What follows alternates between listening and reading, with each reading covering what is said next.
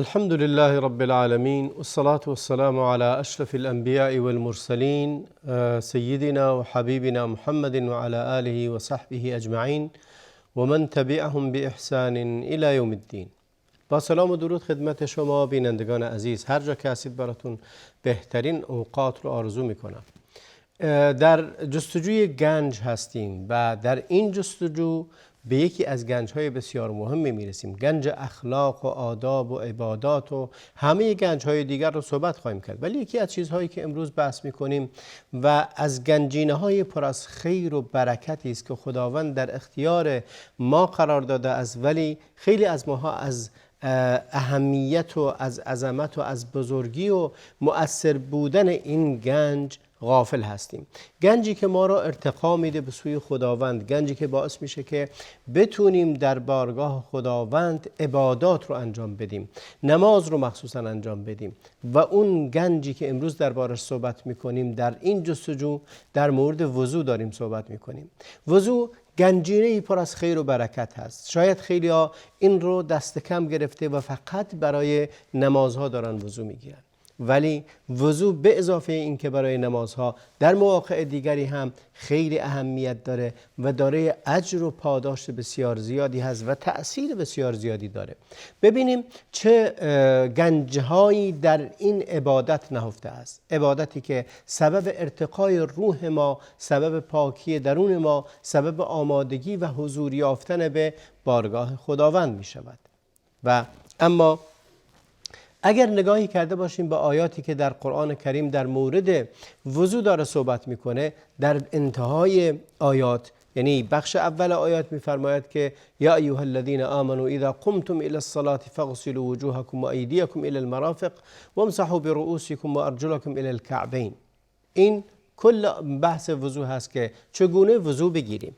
بعد از وضوء میفرماید ما یرید الله لیجعل علیکم فی الدین من حرج، ما يريد الله ليجعل عليكم من حرج ولكن يريد ليطهركم وليتم نعمته عليكم ولعلكم تشكرون.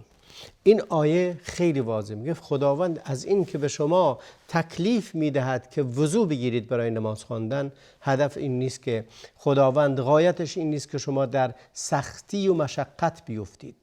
مقصود این نیست که شما در سختی قرار بگیرید، بلکه خداوند میخواهد که شما لیطهرکم، شما را پاک گرداند. پاکی جسد تنها منظور نیست، بلکه پاکی روح و پاکی جسد هست، پاکی درون و پاکی بیرون هست. طهارتی که در اینجا مد نظر هست طهارت قلبی و طهارت درونی و روانی و روحی و همچنین طهارت جسمی هست. هدف وضو گرفتن هست. حتی هدف اصلی این نیست که کسی بخواد تمیز باشه. فقط تمیزی یک امری است که به تبع اون محقق می شود. یعنی شما وقتی که وضو می گیرید این طهارت به خودی خود محقق می شود. ولی اگر کسی نیت وضو نکنه، با مهمترین پاک کنندگان آلودگی هم بخواد دستشو بشوره، صورتشو بشوره، پاشم بشوره، وضو نیت نکند، قابل قبول نیست. پس مقصود اساساً طهارت جسم نیست، بلکه طهارت روح و روان انسان و آماده شدن برای حضور در نماز و مناجات کردن با پروردگار هست. آماده بودن هست. شمایی که دارید وضو میگیرید باید به این نیت وارد وضو بشی که خودت رو داری آماده میکنی برای حضور در بارگاه خداوند، سخن گفتن با پروردگار عالم و راز و نیاز کردن و اظهار بندگی و عبودیت کردن. بعد از این وضو هست که از خداوند میخوای، میگی اهدنا الصراط المستقیم. این هست که رکوع، سجود، قیام، قعود میکنی. اگر این وضو رو نداشته باشی نمازت قبول نیست و اجازه نداری. نه تنها قبول نیست، بلکه اجازه نداری نماز بخونی. نماز خوندن عمدی بدون وضو گناهه. بدون وضو مرتکب معصیت شدی. اگر عمدن کسی وضو نداشته باشه ولی عمدن بگه مسئله ای نیست، من بدون وضو نماز میخونم، نمازش نه تنها قبول نیست بلکه گناه هست. لذا اهمیت ویژه‌ای دارد. ببینیم در این وضو چه گنج‌هایی نهفته است. ما به دنبال گنجیم، ما به دنبال استفاده بردن از این عبادت هستیم و می‌خوایم گنج رو کشف کنیم و گنجی رو به دست بیاریم. اولین گنجی که در این وضوء وجود داره، در این عبادت وجود داره، بخشیده شدن گناهان و ریزش گناهان هست از تمام اعضایی که آب وضوء به اون میرسد. این حدیث رو ببینید. رسول الله علیه السلام در این حدیث فرمودند، حدیث هم حدیث صحیح هست، امام مسلم اون رو روایت کرده. حدیث میفرماید اذا توضأ العبد المؤمن فغسل وجهه فخرجت كل خطيئة نظر بعينيه من الماء او مع الماء. میگه هر کسی که وضو بگیره، وقتی که آب رو به صورتش میزنه، تمام گناهانی که با چشماش انجام داده با همراه با اون آب وضو ریزش میکنه و میریزه. ببینید خیلی مهمه، مخصوصا امروز کسانی که مواقع تواصل اجتماعی وجود داره، تلویزیون و اینترنت و همه چی وجود داره و چشم و نظر رو رعایت نمیکنه. با وضو گرفتن خطاها و گناهایی که با چشمت کردی همش ریزش میکنه و بخشیده میشه. ولی مواظب باشید، این به اون معنی نیست که کسی این رو وسیله قرار بده بگه خب میرم گناه میکنم بعد میام وضو میگیرم پاک میکنم. نه، این برای کسی است که گناه رو کرده، مرتکب شده و الان پشیمانه، میخواد خودش رو تطهیر کنه و پاک کنه. خب پیامبر فرمود که اگر آب وضو رو به صورتت که زدی، همه گناهانی رو که با چشمت مرتکب شدی بخشیده شده. شخصی اومد خدمت رسول الله علیه السلام، گفت یا رسول الله مرتکب گناهی شدم و یک نامحرم رو بوسیده و رسول الله علیه السلام فرمود که برو وضو بگیر و 2 رکعت نماز بخون. و اینه که با وضو اون گناهانی که مرتکب شده ریزش میکنه. اینها همه گناهانی است که حق الناس نباشه، اما حق الناس حتما باید بخشیده بشه از طرف اون کسی که حقش رو خوردی. از اموری که حق الله هست و ظلم به نفس خودت کردی، خداوند این گونه به وسیله این وضو میبخشه. بعد ادامه میفرماید فاذا غسل یده خرجت كل خطیئة بطشت بها یداه. میفرماید که اگر چون دستش رو شست، با وضو داره وضو میگیره دست میشوره، همه گناهانی که، همه خطاهایی که به وسیله دستاش انجام داده ریزش میکنه همراه آب وضو، میره و گناه از بین میره. و بعد دوباره میفرماید و اذا غسل رجله خرجت كل خطیئة مشت الیها رجله.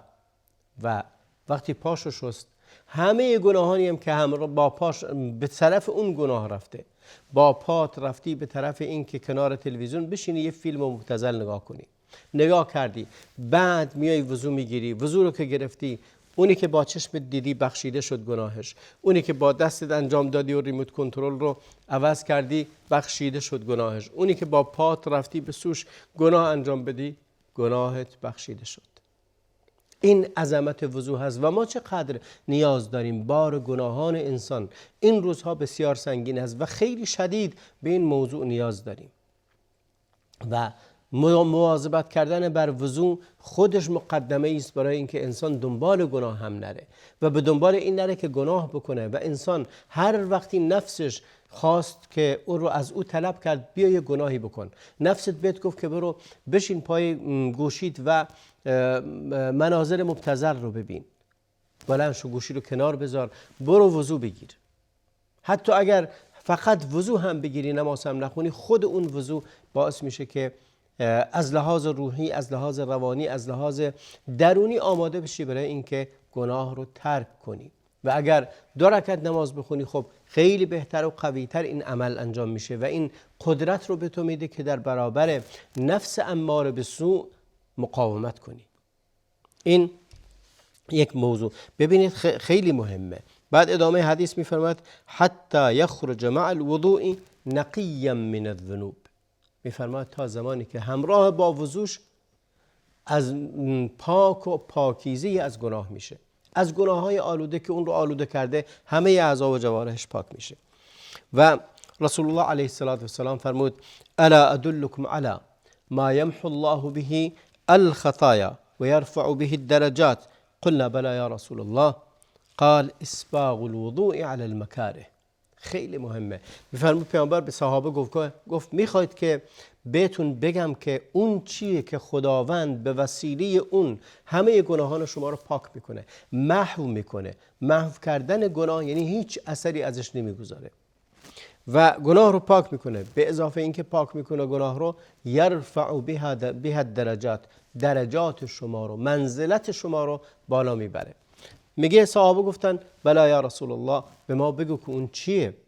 رسول الله علیه السلام فرمود اسباغ الوضوء علی المکاره، این که وضو بگیری بر سختی ها، یعنی هوا گرمه، آب داغه، باز وضو بگیری. هوا سرده، احساس سردی میکنی، باز وضو بگیری. حالت کسالت و تنبلی داری، بی حوصله‌ای، میل نداری به این که بلند شی بری جایی که محل وضو گرفتن وضو بگیری، بلند شی و این سختی و مشقت رو قبول کنی. خداوند به وسیله این وضویی که اسباغ یعنی کامل کردن وضو، یک وضوی کامل بگیری، نه مثل بعضیا که بخشی از پاشون و بخشی از دستشون رو کامل وضو نمیگیرن، خیلی سرسری و خیلی بی اهمیت یکم آب میزنن از صورتشون، تنها بینیشون رو میشورن، از دستاشون فقط مچ دستشون رو تا یکم آرنجشون رو نمیشورن، از پاهاشون میبینی که یه بخشی رو میشورن بخشی رو ول میکنن. این وضو نیست. وضوی کامل اونه که اسباغ الوضوء. یعنی چی؟ یعنی کامل باشه، نقصی درش نباشه و در حالتی که علی المکاره باشه، یعنی بر سختی ها و مشقت ها. این مشقت میتونه مشقت نفسی باشه، از لحاظ نفسی و روانی آمادگی نداری، میری این وضو رو میگیری و این مشقت رو قبول میکنی. خداوند به وسیله این وضو گناهان تو رو پاک میکنه. یمحو الله بهن الخطایا، خداوند به وسیله این عبادت گناهان تو رو پاک و محو میکنه و از پروندت پاک میکنه، مثل یه پاکونی که میاد همه رو پاک میکنه و اثری هم ازش نمیگذاره. از کلمه محو کردن یعنی هیچ اثری از اون باقی نمونه. ببینید چقدر اهمیت داره این وضو گرفتن شما و چه گنج بزرگیه و ما چقدر بهش نیاز داریم و چقدر از این بیخبر و غافل بودیم که این عبادت به این آسانی در اختیار ما بوده ولی از اون غفلت کردیم و اون رو انجام ندادیم. و سپس ادامه حدیث البته چیزهای دیگری هم میفرماید که و انتظار الصلاة الى الصلاة و کثرت الخطى الى المساجد. غیر از وضو دو مورد دیگر رو هم ذکر میکنه. من برای بیشتر فایده رسوندن کل حدیث رو براتون میگم و اون این که میفرماید که اون چیزی که خداوند گناه رو بهش پاک میکنه و اثری از اون گناه نمیمونه، یک وضو گرفتن هست در وقت سختی، دو انتظار الصلاة الی الصلاة، نماز خوندی نماز ظهر رو، در دلت در وجودت منتظر نماز عصر باشی، منتظر نماز مغرب باشی، منتظر نماز عشا باشی. یعنی چی؟ یعنی انتظار اینجا انتظار این نیست که بری داخل مسجد فقط بشینی، بلکه اینکه شوق به مسجد به نماز بعدی در دلت وجود داشته باشه. اینکه نه خب الحمدلله راحت شدیم این نماز رو خوندیم، بلکه این نماز رو خوندی شوق نماز بعدی در دلت باشه. نماز مغرب رو خوندی شوق نماز عشا رو، شوق نماز شب رو، شوق نمازهای بعدی رو به ترتیب همیشه در دلت باشه. بگی خدا ازم قبول کنه انشالله نماز بعدی رو هم بخونم. اینکه انتظار نمازها داری و دلت همیشه معلق به این هست، مثل کسی که داره یک دیداری رو با دوستش انجام میده، یک دوستی که خیلی عزیز هست براش، الان دیدش، ازش خداحافظی میکنه ولی در دلش دوباره آرزو داره که بازم ایشون رو ببینه، مرتب ایشون رو ببینه، چون خیلی این فرد رو دوست داره. و اما گنج دوم از گنج‌های وضو این هست که این گناهان لحظه‌ای بود که در گنج اول گفتم، گناهانی که بیشتر هست و قدیمی هم هست و باز هم احتمال داره انسان کاری هم نکنه، فقط این کار رو انجام بده، اون گناهانش هم بخشیده میشه، در حالی که کاری انجام نمیده. اون همینه که وقتی که انسانی که میخواد بخوابه وضو بگیره و بر وضو بخوابه، اولا با سکینت و آرامش میخوابه، دوما در خوابش خداوند گناهان اون رو خواهد بخشید. اینی که خوابیده ولی بخشش گناه همراهش هست. رسول الله علیه السلام فرمودند طهور هذه الاجساد فانه ما من عبد يبيت على طهارة الا بات فی شعاره ملك لا يتقلب في ساعة من الليل الا قال الملك اللهم اغفر لعبدك فانه بات طاهرا. خیلی مهمه این حدیث. میفرماید هر وقتی که انسان مؤمنی میره وضو میگیره و بر طهارت میخوابه، یعنی بر وضو میخوابه، ملائکه‌ای میگه ملائکه‌ای به اون بات فی شعاره، ملائکه‌ای در مثل لباسهای داخلی زیر پیراهنی که میپوشی مثل اون به بدن تو چسبیده. شعار یعنی لباسهایی که در داخل هست، دثار یعنی چیزی که رو خودت میندازی، یعنی وقتی که کسی میخواد بخوابه اون پتویی که رو خودت میزنی این میشه دثار، و اما لباسی که پوشیدی بهش میگه شعار، یعنی چون به پوست بدنت به موهای بدنت چسبیده بهش میگن شعار. لذا ملائکه مثل این لباس به تو چسبیده، اینقدر به نزدیک این ملائکه و هر وقتی هم که جا به جا میشی تو خوابت، از طرف راست به چپ، از چپ به راست یا به پشت میخوابی، خلاصه تحرک داری در داخل خوابت، هر بار که تقلبی در داخل خوابت وجود داره ملائکه، این ملائکه بهت میگه، دعا میکنه برات، میگه اللهم اغفر لعبدک فانه بات طاهرا، خدای این بنده‌ات رو ببخش چون که با طهارت خوابیده است. و اما کنز سوم رو هم میگم، اون هست که انسان رو از سیطره شیطان نجات میده. رسول الله علیه السلام فرمود